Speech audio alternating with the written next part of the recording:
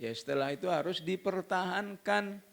Ya, karena saat dia menghafal itu berarti dia dekat dengan Allah. Saat dia meninggalkan hafalannya berarti dia jauh dari Allah Subhanahu wa ta'ala. Jadi memang harus berputar-putar atas nama Allah. Ya.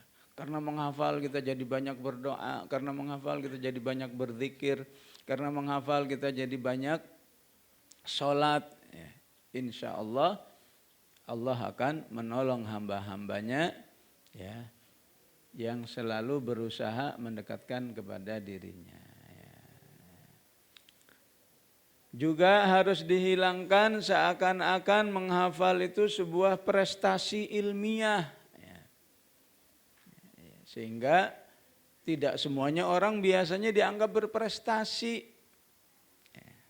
Karena kalau ilmiah terkait dengan intelektual. Ya. Ini pinter apa enggak? Kalau enggak pinter enggak bisa. Ya. Jadi harus dipahami sebagai prestasi ibadah. Kalau ibadah kan semua orang bisa. Ya.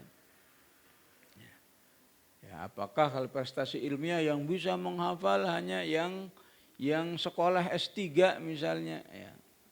Nah, ini harus dihilangkan. Ya. Setiap kita insya Allah bisa. Ya. Harus dihilangkan persepsi yang merasa berat, sulit, tidak terjangkau. Ya, ya. Ini semua adalah was-was syaitan. Ya. Bagaimana mungkin kita meyakini Al-Quran, apakah membaca, apakah menghafal itu berat, padahal Allah berulang-ulang mengatakan walaqad yassarnal Quran. Sungguh Al-Quran telah kami mudahkan. Ya. Kalau kita mengatakan enggak ini buktinya sulit, jawab saya yang salah, Allah yang benar. Ya. Coba lagi, yang benar ini sulit, jawab lagi Allah yang benar, saya yang salah. Ya. Ketika kita sering ngomong begitu, insya Allah Allah buktikan, ya ini mudah, Allah tolong pada kita. Karena Allah yang menjanjikan, maka insya Allah Allah yang memudahkan. Ketika kita merasa berat itu sebenarnya sebagai awal-awal kita menghafal, sehingga perasaan berat itu adalah semacam ujian dari Allah. Ya. Bukankah setiap amal soleh pasti ada ujiannya? Semua kita kalau sudah baca Quran, baru baca saja ujiannya apa biasanya? Ya. Tahu-tahu ngantuk. Ya, ini seluruh dunia itu. Ya, ya. Yang dikira di Malaysia aja Kuantan saja. Semua kalau mau baca Quran ngantuk dulu. Ya. Tapi kalau dia nggak menyerah, insya Allah hilang ngantuknya. Ya. Semua yang mau baca Quran, ujiannya apa? Merasa lama. Baru juga 5 menit dikira sejam. Ya. Dihitung-hitung, ya Allah baru 2 halaman, baru 2 muka kata orang Malaysia. Ya. Baru 3 muka. Ya. Tapi kalau dia enggak menyerah, insya Allah Allah berikan kenikmatan. Ya. Begitu juga menghafal. Ya. Di awal-awal kok terasa susah. Ya. Tapi kalau kita yakin enggak, Allah berfirman, telah kami mudahkan Al-Quran. 10 kali, 20 kali terus mencoba, niscaya Allah buktikan. Ya. Ya, apa saja semua amal soleh begitu. Ya. Kita ingin tahajud, ya. Begitu bangun, ya, itu mata buka aja susah. Ya. Ya. Ya. Bahkan kadang-kadang sudah keluar dari tandas pun masih belum tentu juga. Ya. Ya. Tapi kalau kita terus berusaha, ditolong oleh Allah. Ya. Jadi jangan pernah mengatakan berat, mengatakan sulit, ya. Tidak bisa. Ya. Akhirnya ini tidak bisa beneran. Ya. Ya. Berusahalah, yakinlah, insya Allah mudah. Ya. Apalagi sibuk dengan metode caranya. Ya. Ya. Sehingga hidupnya tanpa dirasa, tanpa terasa, mempelajari metode terus. Caranya ini gimana? Caranya ini nggak ngapal-ngapal. Ya, ya, ya. Kalau cara A apa? Oh begini-begini. Cara B gimana? Gini terus aja sepanjang hidup ya. Dari satu metode ke metode ya. Jadi metode itu sebenarnya setiap orang bisa dengan caranya sendiri. Yang penting belajarlah dulu, capailah dulu. Saya bisa nggak istiqomah? Bisa nggak sebulan nggak berhenti? Insya Allah nanti ketemu. Bisa nggak 2 bulan nggak berhenti terus berusaha? Ya. Karena ujiannya adalah di terus menerusnya itu. Bertahannya, istiqomahnya. Siapa yang bisa terus menghafal dalam setahun, insya Allah itu sudah menjadi modal besar, Allah akan menolongnya. Ya, tapi kalau baru mencoba 3 hari susah, ya, udah langsung shadaqallahul azim, ya. Shadaqallahul azim asalnya memuji Allah, Allah itu pasti benar ucapannya. Ini enggak. Shadaqallahul azim artinya cukup sampai di sini saja. Ya. Kalau begitu modelnya nggak ditolong oleh Allah, ya. Jadi kerjakan saja. Ya, metode belakangan insya Allah bisa, ya. Apalagi namanya metode itu belum tentu yang cocok bagi A, cocok bagi si B. Cocok bagi si B belum tentu cocok bagi si C. Karena masing-masing punya cara tersendiri. Oleh karena itu kalau dikumpulkan dunia menghafal Quran, itu caranya mungkin bisa 100 lebih. Ada yang caranya mundur ya. Menghafal juz 30, selesai 29, selesai 28, terus saja sampai juz 1 ya. Ada yang sebaliknya juz 1, juz 2, juz 3. Ada yang menghafalnya lompat-lompat. Bulan ini juz 1, besok juz 15, besok terus saja begitu. Enggak apa-apa mau metode apa aja silahkan, yang penting terus menerus. Bukan sebulan 2 bulan. Yang penting sampai akhir hayat ya.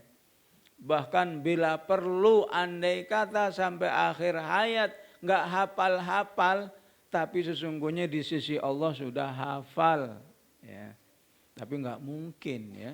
Enggak mungkin orang menghafal terus enggak hafal-hafal, itu enggak mungkin ya. Ya. Cuma masalahnya lama atau cepat gitu aja. Ada yang cepat, ada yang lama ya. Padahal bisa jadi yang lama ini pahalanya insya Allah lebih banyak. Karena dengan lama itu berarti semakin banyak lidahnya yang lidahnya mengucapkan ayat-ayat Allah. Ya. Disinilah dibutuhkan keimanan terhadap Allah dan hari akhirat. Bahwa mulut saya ini tidak akan sia-sia ketika mengucapkan ayat-ayat Al-Quran. Baik, kita lanjutkan. Ketika seorang sudah salah persepsi terhadap Al-Quran, terhadap menghafal, dampaknya adalah pesimis, tidak percaya diri. Ya. Bahkan ada orang yang pokoknya mendengar kata menghafal Quran udah langsung menyerah deh. Wah itu bukan domain saya, bukan kehidupan saya. Ya Allah sedih sekali ya. Ya. Jadi kalau sudah sama Al-Quran sudah angkat tangan istilahnya. Ini karena persepsinya terlalu kuat bahwa gak mungkin saya itu bisa menghafal Quran. Ya. Alangkah sedihnya kalau sampai hidupnya pesimis terhadap Al-Quran sehingga Al-Quran menjadi sesuatu yang terjauhkan dari diri manusia ini. Yang kedua, tidak tertarik. Ya. Walaupun sudah ketemu dengan orang yang hafal 30 juz, wah dia sudah nggak kepingin gimana bisa seperti itu, gimana caranya. Ya. Kalau nggak tertarik sama makanan sih cuma ya paling cuma nggak tahu rasanya. Ya.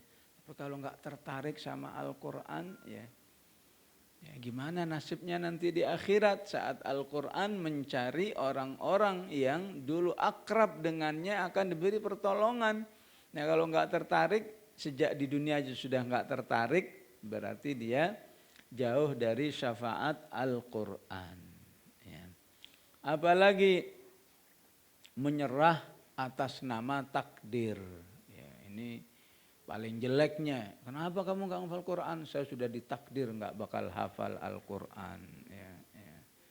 Itu sama saja nyalain Allah. Kapan Allah tahu? Dari mana Anda tahu bahwa Allah tidak menakdirkan Anda? Ya.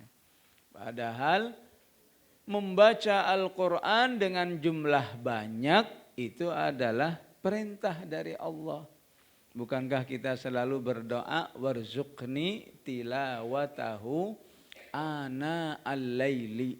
Apa arti ana al-laili? Ya, waktu yang lama.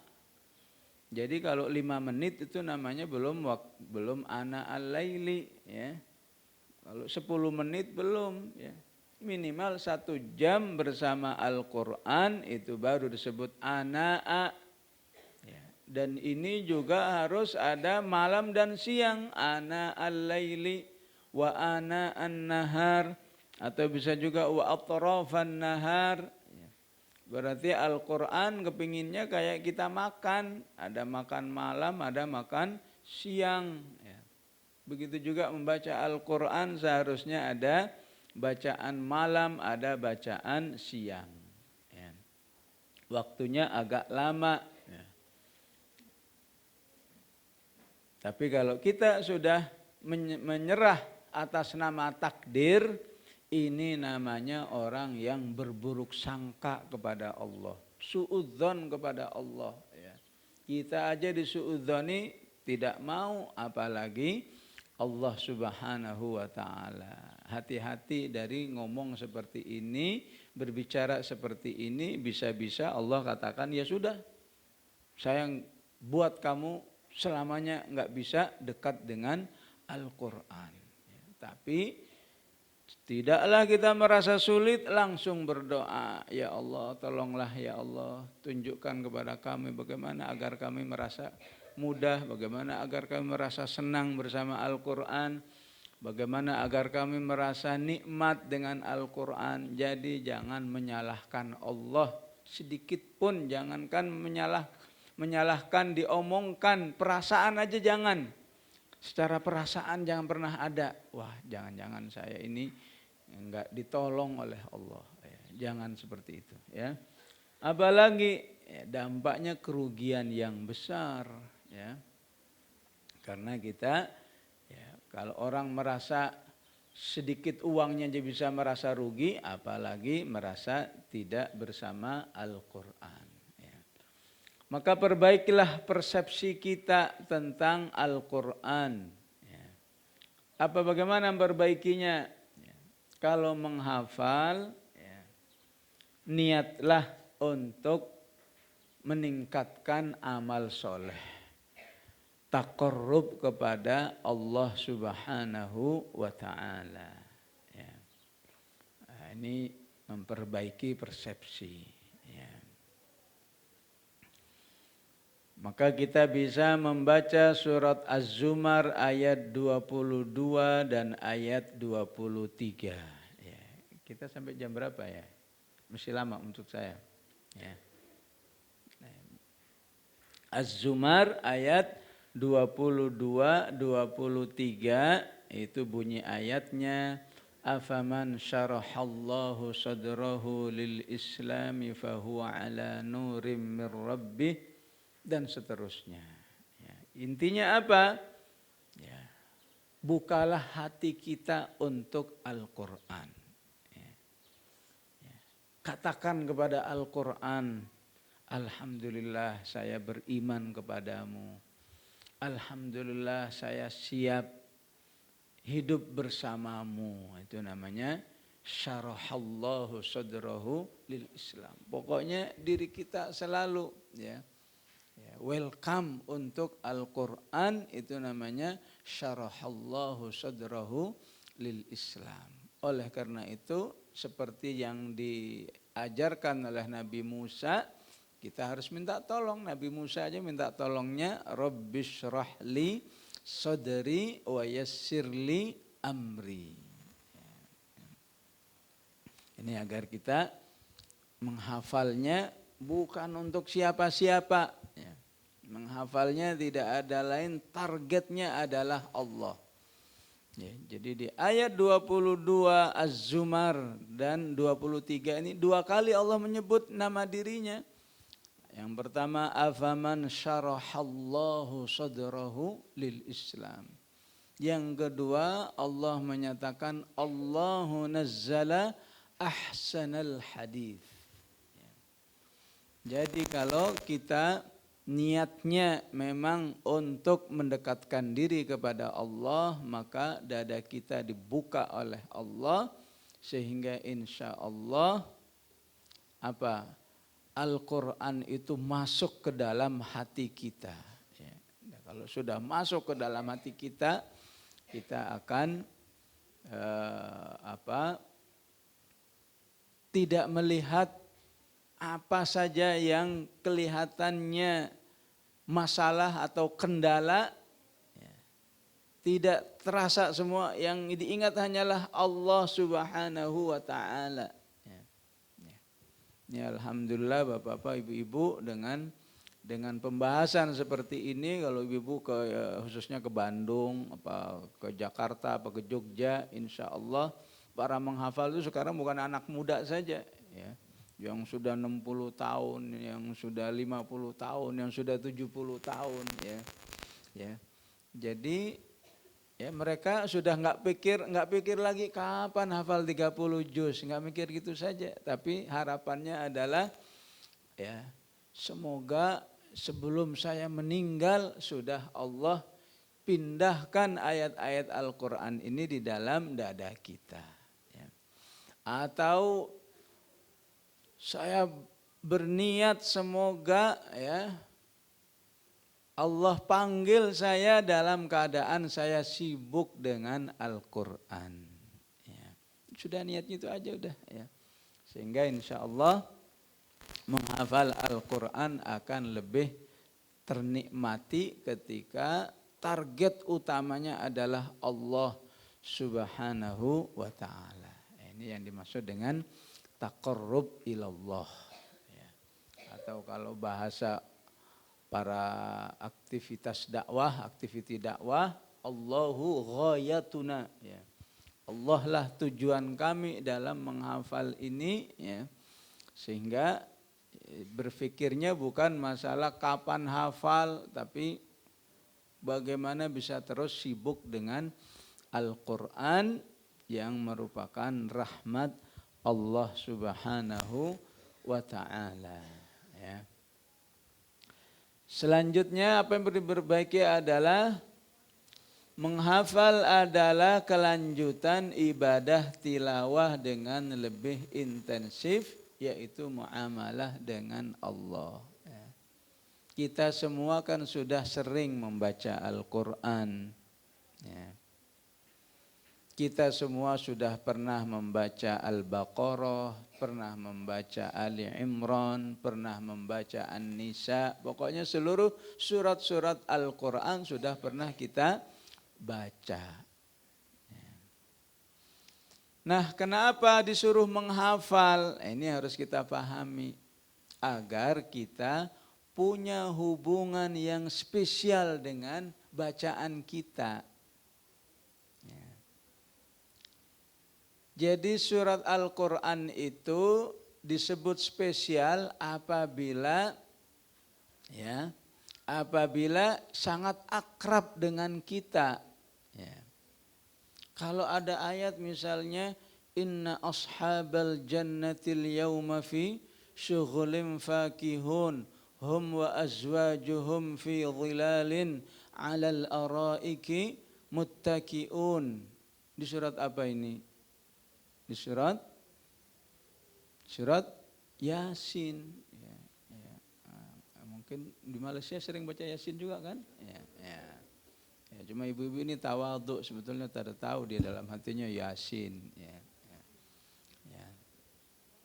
Tapi kalau ditanya, kalau ini di surat apa? Ya. Misalnya Wassalamun alal mursalin. Subhana rabbika rabbil izzati amma yasifun. Wassalamun alal mursalin. Walhamdulillahi rabbil alamin. Ini di surat apa? Ya. Wah, itu sih sering dibaca tapi nggak tahu surat apa itu. Ya. Padahal itu surat tetangganya Yasin. Ya. Setelah Yasin namanya surat As-Saffat. Ya. Setelah Yasin namanya surat As-Saffat. Ya. Akhir surat Saffat itu bunyi itu. Subhana rabbika rabbil izzati amma yasifun wa salamun alal mursalin walhamdulillahi rabbil alamin. Jangan-jangan ini Al-Quran kita juga belum tahu. Padahal itu Al-Quran di akhir surat As-Saffat. Ya, ya.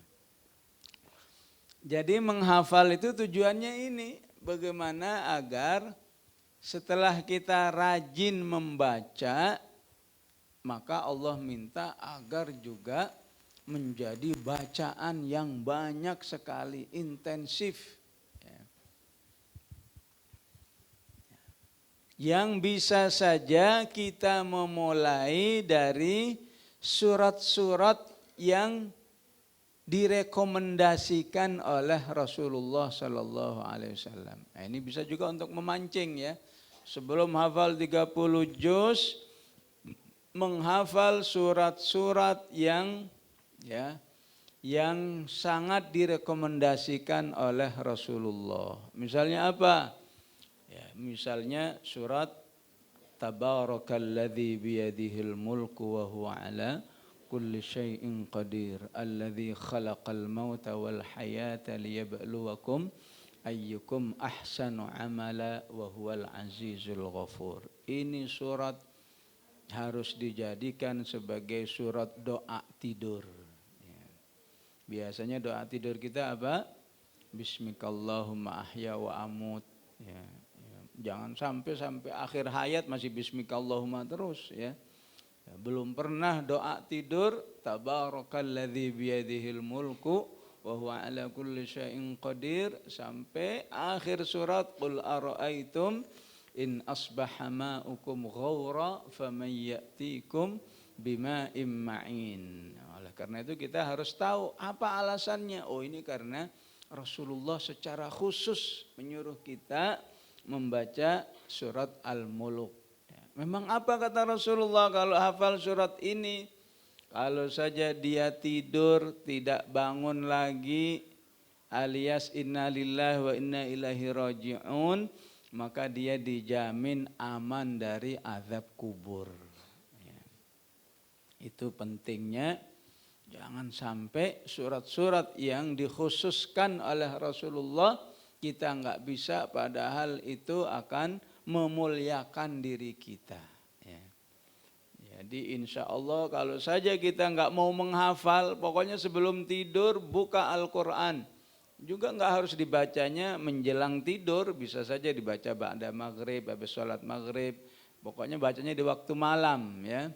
Lebih bagus lagi memang bacanya menjelang tidur. Tabarakalladzi biyadihil mulk ya. Apalagi yang direkomendasikan oleh Rasulullah ya. Misalnya surat Al-Kahfi ya. Ini harus tiap Jumat dibaca ya.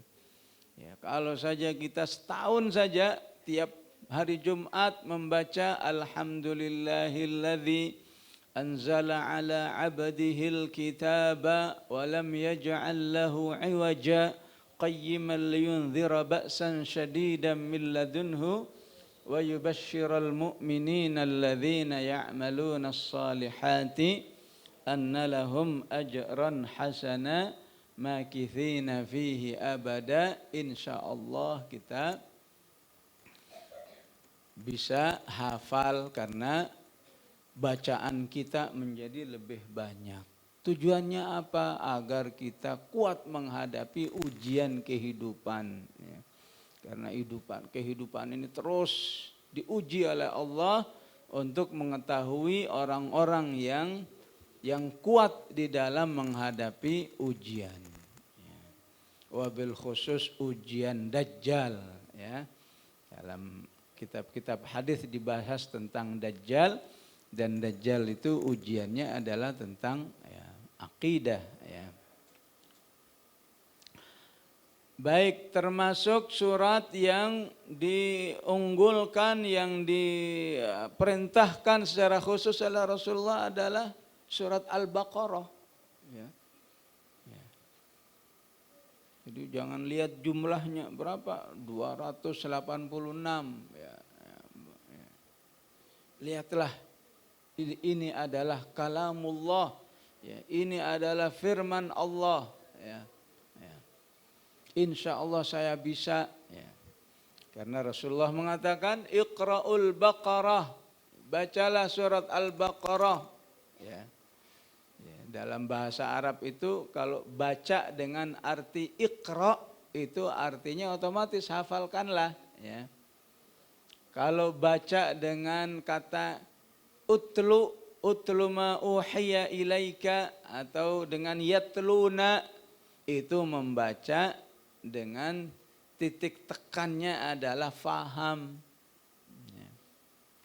Jadi dalam bahasa Arab banyak ada kata rattala wa rattilil qur'ana tartila, membaca dengan tuntutan agar bacaannya bagus, makharijul hurufnya bagus, ahkamnya bagus, waqaf wal ibtida'nya bagus, itu namanya warattilil Qur'ana tartila.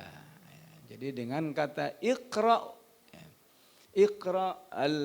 Iqra'ul Baqarah, maka Rasulullah mengatakan apa? Fa inna akhdhaha barakah. Siapa yang banyak membaca surat Al-Baqarah, insya Allah hidupnya lebih berkah. Ya. Ya. Apa arti berkah itu? Kalau orang Indonesia menyebut berkah itu jadi berkat, ya. Nggak tahu kalau di sini. Kalau Indonesia berkat itu makanan ya. Ya. Ya. Ayo kita bawa berkat, maksudnya makanan. Ya. Ya. Berkah itu artinya ya sesuatu yang sedikit tapi di sisi Allah menjadi banyak. Ya. Malam Lailatul Qadar disebut dengan malam yang berkah. Kenapa? Karena kita beribadah satu malam seperti beribadah 1000 malam. Nah, itu berkah. Ya. Begitu juga kalau kita hafal Al-Baqarah, mungkin usia kita cuma 60 tahun sudah innalillah. Ya. Tapi bisa jadi minimal di sisi Allah hidup kita seperti usianya 600 tahun. Itu namanya barokah. Kenapa? Karena banyaknya amal yang telah dia lakukan. Itu baru Al-Baqarah saja Rasulullah sudah mengatakan fa inna akhdhaha barakah. Siapa yang hidup aktif dengannya niscaya hidupnya berkah. Baik berkah untuk dirinya, berkah untuk masyarakatnya. Ya. Oleh karena itu di zaman Umar ibn al-Khattab, kalau ada orang hafal Al-Baqarah itu dirayakan. Ya, ya. Ayo hafal Al-Baqarah, panggil teman-temannya, ayo makan bersama. Dalam rangka apa? Saya sudah hafal Al-Baqarah. Ya, ya. Kalau dalam sejarah itu namanya khutmah sughra. Ya. Khutmah sughra, ya. Apa itu? Wisuda kecil-kecilan ya. Perayaan kecil-kecilan ya. Jadi Rasulullah mengatakan kalau kamu hafal Al-Baqarah fa inna akhdhaha barakah ya. Apalagi wa tarkaha hasrah, kalau kamu enggak hafal ya, sampai akhir hayat kamu akan menyesal ya. Karena ya sedikit amalnya ya. Ya, sedikit tabungan pahalanya. Sehingga Rasulullah menyebut hasrah. Oleh karena itu hari kiamat sendiri disebut adalah yaumul hasrah. Allah berfirman wa anzirhum yaumal hasrah. Peringatkan manusia itu dengan hari penyesalan.